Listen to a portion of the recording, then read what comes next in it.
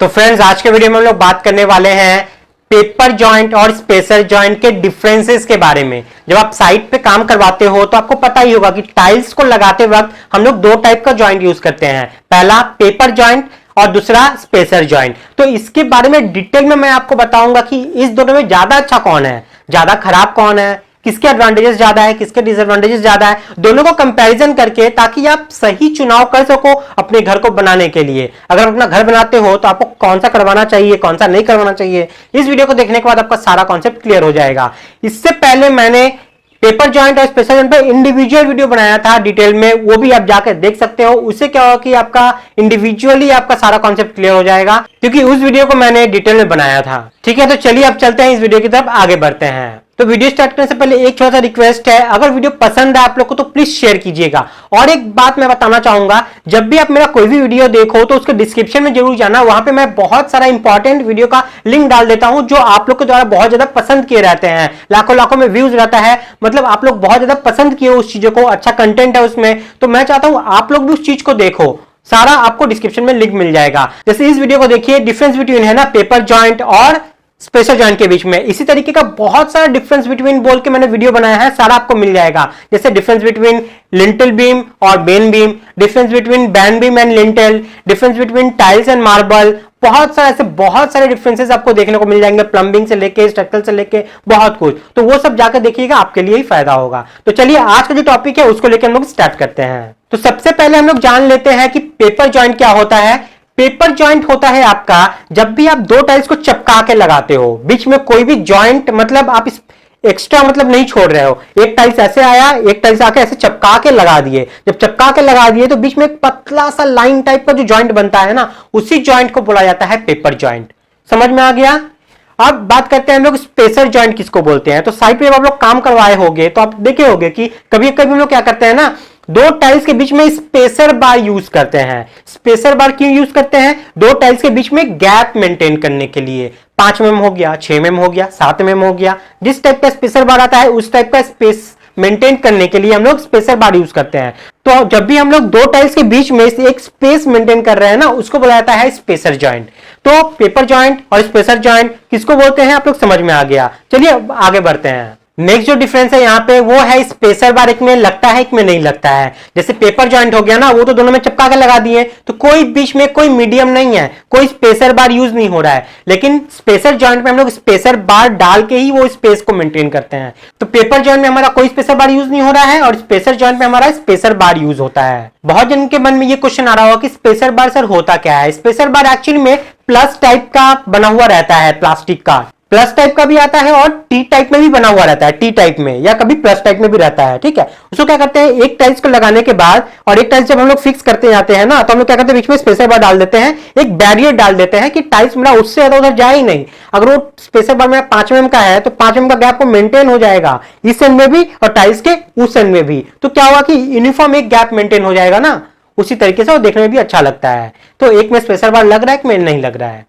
Next जो difference यहाँ पे आपको देखने को मिलेगा वो क्या मिलेगा कि टाइल्स जब बनता है ना मैन्युफैक्चरिंग यूनिट में, तो उसमें स्लाइटली डायमेंशन का वेरिएशन आता है, या वो डायमेंशन वेरिएशन भी हो सकता है। जैसे मान लीजिए 1 फीट बाई 1 फीट का टाइल्स है, तो आप मापोगे ना प्रॉपर, तो कोई हो सकता है कि जैसे स्क्वायर टाइप में था, अब ये वाला आपका 1 फीट पूरा मिल रहा है, लेकिन ये वाला आपका 1 mm 2 mm कम पड़ गया, हो सकता है। अब देखोगे साइड पे तो ऐसा मिल ही जाता है कोई ना कोई टाइल्स। ठीक है, स्लाइटली डायमेंशन वेरिएशन मिलेगा। आप देखो क्या होता है, जब पेपर जॉइंट में आप उस टाइप का टाइल्स लगाओगे तो क्या होगा, जब टाइल्स ऐसे लगाए तो ये मैच नहीं करेगा यहाँ पे इस जॉइंट पे। ठीक है, आपका बीच में हल्का सा ना गैप आ जाएगा, समझ में आ गया। और जब बीच में गैप आ जाएगा तो वो देखने में अच्छा नहीं लगेगा आपका। ठीक है, या कभी हो सकता है ना कि आपका ये टाइल्स और ये टाइल्स चिपक गया है और देखोगे उस साइड से वो हल्का ऐसे घूम गया है, ऐसा टेढ़ा हो गया है, तो अब टाइल्स जो है आपका हल्का हल्का टेढ़ा लगते हुए जा रहा है। समझ में क्या, बड़ा एरिया है तो समझ में आता है वो चीज। तो कहना क्या चाहता हूं मैं, पेपर जॉइंट में ये चीज आपका दिखता है, मतलब आपका टाइल्स में अगर आपका डायमेंशन वेरिएशन है ना, तो आपको जॉइंट में पता चल जाएगा कि मतलब इसमें आपका डायमेंशन में वेरिएशन है। लेकिन वही जब आप स्पेसर जॉइंट बीच में लगाओगे ना, तो वो जो आपका डायमेंशन का 1-2 mm का 1.5 mm का जो वेरिएशन रहता है वो छिप जाता है, पता ही नहीं चलता है। कैसे, मैं बताता हूं। एक टाइल्स आप ऐसे लगाए और जब ये टाइल्स लगाने जाओगे ना, तो आप जब स्पेसर बार लगाओगे, अब आप तो लाइन डोरी भी मारोगे, ठीक है, उसमें आपको दिख जाएगा कि हाँ टाइल्स में आपका हल्का वेरिएशन है आप उसको ठीक कर दोगे। टाइल्स को क्या करोगे, हल्का फिक्स कर दो, इधर घिसका दोगे। इससे क्या होगा कि जो मेरा स्पेसर जॉइंट था ना वो थोड़ा सा कम हो गया, वो आंख में नहीं लगेगा, लेकिन टाइल्स आपका एकदम लाइन पे रहेगा, देखने में अच्छा लगता है। तो टाइल्स में अगर आपका स्लाइटली वेरिएशन है डायमेंशन में, बहुत होगा तो नहीं बोल रहा हूं, स्लाइटली वेरिएशन है ना, तो क्या होता है कि वो आपका स्पेसर जॉइंट में छिप जाता है, पता नहीं चलता है। जिस तरीके से ये आपका एक वेरिएशन आया डायमेंशन में, उसी तरीके से टाइल्स में उसके सरफेस पे भी वेरिएशन आता है। बहुत बार क्या होता है ना कि टाइल्स का चारों तरफ उठा हुआ है, बीच में कभी कभी डाउन रहता है। ये आपको पता कैसे चलेगा, आप एक टाइल्स लो, उस टाइल्स को ऊपर रख के उल्टा लटका दो, ठीक है, एक टाइल्स ऐसे लिए और ये टाइल्स को क्या किए, उल्टा बैठा दिए, और जब घुमाओगे ना तो वो टाइल्स घूमना चालू कर देगा। जैसे ही घूमेगा मतलब समझ लीजिए उसमें बैंड है, और नहीं घूम रहा है मतलब उसमें बैंड नहीं है, सीधी सी बात। समझ में आ गया? इस तरीके से ये नॉर्मल एक प्रोसेस है जो चेक किया जाता है, और भी बहुत सारा प्रोसेस है, वीडियो में बना दूंगा उस पर। तो क्या होता है ना कि अगर टाइल्स में आपका बैंड है तो वो कहां पे दिखेगा, मान लीजिए हम लोग पेपर जॉइंट वाला टाइल्स लगा रहे हैं, मतलब सारा टाइल्स आपका आके चिपक जाएगा। तो जब चार टाइल्स आके जहां पे मीट करता है ना, उस पॉइंट पे जब जाके देखोगे, अपना हाथ से अगर घसोगे, हाथ नहीं हो गया तो कोई भी आप फ्लैट सरफेस से घसोगे, या हो गया कॉइन ले लेना, सिक्का ले लेना, सिक्का से अगर घसोगे ना तो देखना वहां पे अंडुलेशन आपको देखने को मिलेगा, और पता चल जाएगा कि उसमें आपका वेरिएशन है। वो टाइल्स का जो एज है वो एज अप डाउन है। ये आपको पता चल जाता है, पकड़ में आ जाता है हमारा जब पेपर जॉइंट होता है। लेकिन आपका स्पेसर जॉइंट में ये चीज छिप जाता है बहुत हद तक। अगर हल्का माइनर बैंड है ना कोई भी टाइल्स के एज पे, तो उस जॉइंट पे, उस कॉर्नर पे जहां पे चार टाइल्स आके मिलती है, वहां पे पता नहीं चलता, छिप जाता है। बहुत बार ऐसा होता है, बहुत कम देखने को मिलेगा, लेकिन ऐसा नहीं है कि पता नहीं चलेगा, चलेगा तो बहुत कम पता चलता है। समझ में, अगर कोई अच्छा मिस्त्री है वो अगर अच्छे से प्रॉपर तरीके से लगा दे तो पता भी नहीं चलता है, ऐसा भी होता है। तो वो जो 5 mm का जो गैप बन रहा है ना बीच में, उसमें देखो टाइल्स का डायमेंशन भी छिप गया, प्लस आपके टाइल्स में अगर बैंड है तो वो बैंड भी छिप जाता है। तो ये एक एडवांटेजेस है हमारा। उसके बाद नेक्स्ट जो यहाँ पे डिफरेंस आपको देखने को मिलेगा, अगर आप पेपर जॉइंट लगाते हो, पेपर जॉइंट वाला टाइल्स लगाते हो, तो अगर आपका मान लीजिए टाइल्स टूट गया, कोई एक टाइल्स कुछ गिर गया तो वो टूट गया वहां पे, अब आपको पता है रिप्लेस क्या आप उसको कर पाओगे, बहुत मुश्किल हो जाएगा। आप ग्राइंडर मशीन से लाके जब काटोगे ना उसको, तो जब काटोगे तो उससे जो चिपका हुआ टाइल्स है ना वो भी डैमेज हो जाता है। समझ में आ गया? लेकिन जब आप स्पेसर जॉइंट वाला टाइल्स लगाए हो तो क्या होता है कि आप जब ग्राइंडर मशीन से काटोगे तो आप कहां पे काटोगे, जो आप स्पेसर लगाए थे वहां पे काटोगे ना, तो आपका क्या होगा, आराम से वो टाइल्स क्या होगा, टूट टूट के वो निकल जाएगा। कोई आपके आसपास का जो भी टाइल्स है वो आपका डैमेज नहीं हुआ, आराम से उसको निकल गया, मार्केट से लेके आप उसको बैठा दिए तो कोई प्रॉब्लम ही नहीं है। फिर उसको ग्राउटिंग को फिलअप कर दो बस। तो रिप्लेसिंग मेंटेनेंस करना बहुत आसान हो जाता है हमारे स्पेसर जॉइंट वाले में। लेकिन पेपर जॉइंट वाले में हम लोग रिप्लेस नहीं कर सकते टाइल्स इतनी आसानी से, आसपास का जो टाइल्स होता है वो भी हैम्पर होता है, वो भी खराब हो जाता है। अब बात करते हैं ग्राउटिंग मटेरियल को लेके। तो जो पेपर जॉइंट होता है ना उसमें ग्राउटिंग मटेरियल ना के बराबर लगता है, एकदम हल्का हल्का लगेगा, ठीक है। लेकिन स्पेसर जॉइंट जो है वहां पे तो आपका 5 mm का थिकनेस का एक पूरे रूम में हर टाइल्स के बाद आपका एक ग्रूव रेडी हो गया। अब उसका हाइट भी तो है ना, आपका टाइल्स का जितना हाइट है उतना तो वो डीप वो ग्रूव का भी हाइट होगा। तो उसको फिलअप करने के लिए इपॉक्सी ग्राउट हो गया, स्पेशल टाइप का ग्राउट हम लोग क्या करते हैं मार्केट से खरीद के लाते हैं, पिगमेंट मिला के उसको जैसा टाइल्स के साथ हम लोग मैचिंग करवा के क्या करते हैं अंदर डालते हैं। तो ये आपका एक्स्ट्रा लगता है, इसमें ग्राउटिंग मटेरियल लगता है, उसमें ग्राउटिंग मटेरियल ना के बराबर लगता है। ऐसा नहीं है कि लगता है, लगता तो है ही। अब जॉइंट आ रहा है मतलब तो ग्राउट करना ही करना है, लेकिन इसमें इपॉक्सी ग्राउट स्पेशल टाइप का ज्यादा मात्रा में लगेगा, उसमें ऐसा नहीं है। वरना देखा है तो ग्राउटिंग दोनों में हो रही है, बस इसमें क्या है कि इसमें थिकनेस ज्यादा है, उसमें ना के बराबर नेग्लिजिबल थिकनेस है। नेक्स्ट जो डिफरेंस है यहाँ पे वो टाइम को लेके, पेपर जॉइंट वाले में आपका एक टाइल्स के बाद एक टाइल्स सटा के लगा देना है, ठीक है, तो ये इसमें टाइम आपका कम लगता है, प्लस इसमें ग्राउटिंग का भी वो झमेला नहीं है। लेकिन स्पेसर जॉइंट जब आप यूज करते हो तो स्पेसर बार लगा के प्रॉपर तरीके से आपको जो भी टाइल्स में एरर है ना उसको भी आपको मिनिमाइज करना पड़ेगा वहां पे, तो वो भी चेक करना, सारा लाइन वाला चेक करना। उसके बाद टाइल्स फिक्सिंग हो गया तो उसको ग्राउटिंग करना, ग्राउटिंग के लिए एक्स्ट्रा टाइम आपका जाता है, क्योंकि हम लोग जब ग्राउटिंग करते हैं ना मटेरियल से तो उसमें पिगमेंट, कलर पिगमेंट हम लोग मिलाते हैं, और वो कलर पिगमेंट आपके टाइल्स के लिए अच्छा नहीं होता है। अगर वो बहुत ज्यादा हाई पावरफुल है तो क्या होता है कि टाइल्स अगर आपका पोरस है तो वो क्या करेगा, उसके कलर को अपने अंदर खींच लेगा। अब बहुत दिन साफ नहीं करोगे या संग संग भी साफ नहीं करोगे तो बहुत बार होता है कि वो एक फेडनेस रह जाता है। समझ में आया? तो उसके लिए क्या करना पड़ता है, आपका टाइल्स के चारों तरफ आपको मास्किंग टेप पहले लगाना पड़ता है पूरे एरिया में। उसके बाद आपको वो जो ग्राउटिंग मटेरियल है वो आपको फिलअप करना पड़ता है। उसके बाद आप क्या करो, वो सारा जो आप मास्किंग टेप लगाए थे उसको निकालो। टाइम कंज्यूमिंग प्रोसेस है ना, तो टाइम ज्यादा लगता है। तो इससे हमको क्या पता चला, हमारा जो स्पेसर जॉइंट वाला टाइल्स है उसमें आपका टाइम ज्यादा लगेगा और उसमें जो हमारा पेपर जॉइंट है उसमें टाइम आपका कम लगता है लगाने में।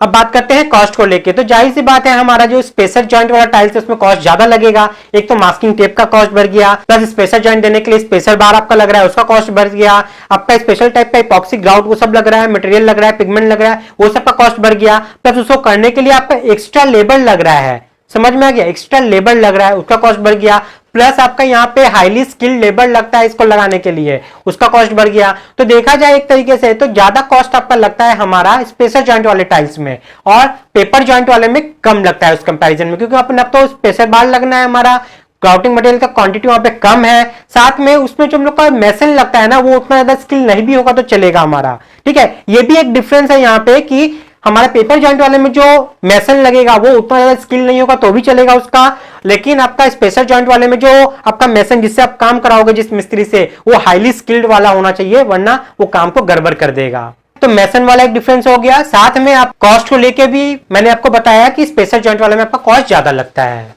तो नेक्स्ट जो डिफरेंस यहाँ पे टेक्निकली बोला जाए तो वो क्या है कि जहां पे अगर आप बहुत बड़े एरिया में टाइल्स फिक्स किए हो, ठीक है, और अगर आप वहां पे पेपर जॉइंट डाल दिए हो, मतलब दो टाइल्स को चिपका चिपका के लगा दिए हो, तो वेदर की वजह से, टेम्परेचर की वजह से अगर वहां पे एक्सपेंशन एंड कॉन्ट्रैक्शन आता है ना तो वहां पे क्रैक करेगा ही करेगा, क्योंकि दो टाइल्स को एक्सपैंड होने के लिए और कॉन्ट्रैक्ट होने के लिए कोई भी स्पेस नहीं मिल रहा है, कोई भी जगह नहीं मिल रहा है। तो क्या होगा कि टाइल्स टूट जाता है। बहुत बार क्या होता है, टाइल्स ऐसा लगा है ना, ऐसे उखड़ जाता है, नीचे से प्रेशर ऐसा मारता है ना कि उखड़ जाता है सीधा मोटर को लेके, टाइल्स को लेके सही, और टाइल्स देखिएगा लाइन से क्रैक आ जाएगा। आप सोचेंगे कि एक टाइल्स में आएगा, नहीं, लाइन से लंबा आता है क्रैक। ये मेरे आंख से देखा हुआ, मेरे आंख के सामने हुआ किस्सा मैं आपको बता रहा हूं। उसके बाद वही चीज अगर आप स्पेसर जॉइंट वाले में जो स्पेसर हम लोग देते हैं ना, स्पेस जो देते हैं, उसमें क्या होता है कि जब भी एक्सपेंशन एंड कॉन्ट्रैक्शन टेम्परेचर की वजह से आता है तो वहां पे क्रैक होने का चांसेस कम रहता है। नहीं होगा मैं नहीं बोलूंगा, कम रहता है, क्योंकि बीच में ग्राउटिंग मटेरियल डाले हैं ना, अगर वो आप इपॉक्सी ग्राउट करते हो तो वहां पे वो एब्जॉर्ब करने का क्षमता रखता है और वो एब्जॉर्ब करता है। इससे क्या होता है कि हमारा जो भी वेव आता है ना एक्सपेंशन और कॉन्ट्रैक्शन का, वो उसको ओवरकम करके मिनिमाइज कर देता है। तो टेम्परेचर वेरिएशन के वजह से, एक्सपेंशन कॉन्ट्रैक्शन के वजह से क्रैक आने का ज्यादा चांसेस किसमें रहता है, हमारे पेपर जॉइंट वाले में, ना कि हमारे स्पेसर जॉइंट वाले में। अब जो नेक्स्ट डिफरेंस यहाँ पे क्या है, मैंने आपको बताया था कि डायमेंशन स्लाइटली वेरिएशन होता है हमारे टाइल्स में, ठीक है। तो जब भी आप दो टाइल्स को लगाओगे उसमें डायमेंशन वेरिएशन है तो बीच में हल्का कहीं कहीं छोटा छोटा गैप आ जाता है और उसका ग्राउटिंग करना प्रॉपर तरीके से पॉसिबल नहीं होता। उसमें क्या होता है ना कि गंदा आके बैठने लगता है आपका, धीरे धीरे धूल वूल कचरा वचरा डस्ट वगैरह आके वहां बैठने लगेगा और वो निकलेगा नहीं फिर आपका वहां से। समझ में आ गया? निकलेगा नहीं वहां से।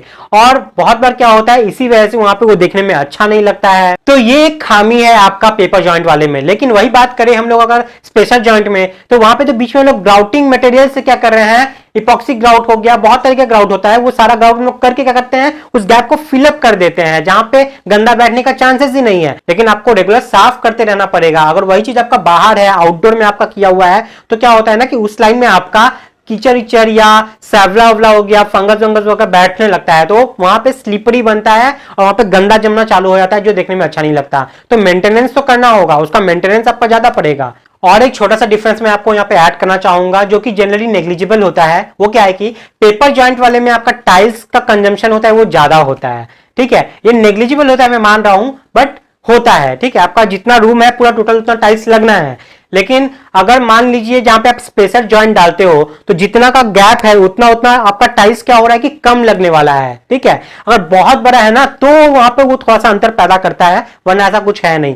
5-5 mm करके गैप आया तो जोड़ लो एक टाइल्स में कितना, अगर 300 का अगर है तो कितना बार वो गैप आएगा तो एक टाइल्स बनाएगा।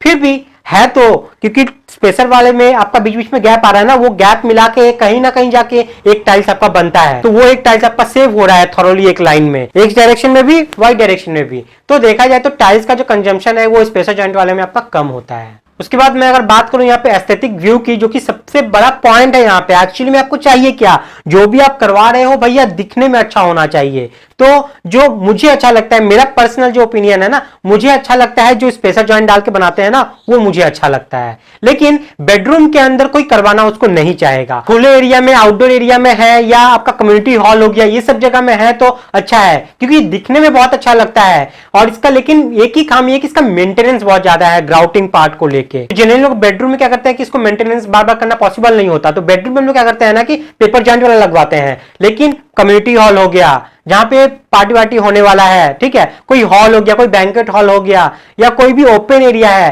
कोई भी लिविंग डाइनिंग हो गया, ये सब जगह में आप क्या कर सकते हो, आप स्पेसर बार वाला टाइल्स लगवा सकते हो। इसका लुक ही एक अजब होता है, इसका एस्थेटिक व्यू बहुत अच्छा होता है देखने में। तो बात करें तो व्यू वाइज मुझे जो पर्सनली मैं अपना बताऊं तो मुझे जो स्पेशल बार वाला जो व्यू होता है ना, वो मुझे बहुत अच्छा लगता है, ना कि पेपर जॉइंट वाला। तो ये सब कुछ बेसिक डिफरेंस बिटवीन थे पेपर जॉइंट और स्पेशल जॉइंट टाइल्स को लगाते वक्त के लिए। आप लोग को वीडियो कैसा लगा है जरूर बताइएगा, काम की लगी हो तो शेयर जरूर कीजिएगा। और ऐसे ही डिफरेंसेस बिटवीन वाले बहुत सारे वीडियो डिस्क्रिप्शन में डाले हुए हैं, जाके आप उसको भी देख के वहां से न्यू नॉलेज गैदर कर सकते हैं। तो आज के वीडियो में इतना ही है, नेक्स्ट वीडियो में फिर कुछ लेके आऊंगा आप लोग के लिए। तब तक के लिए बाय, टाटा, जय हिंद।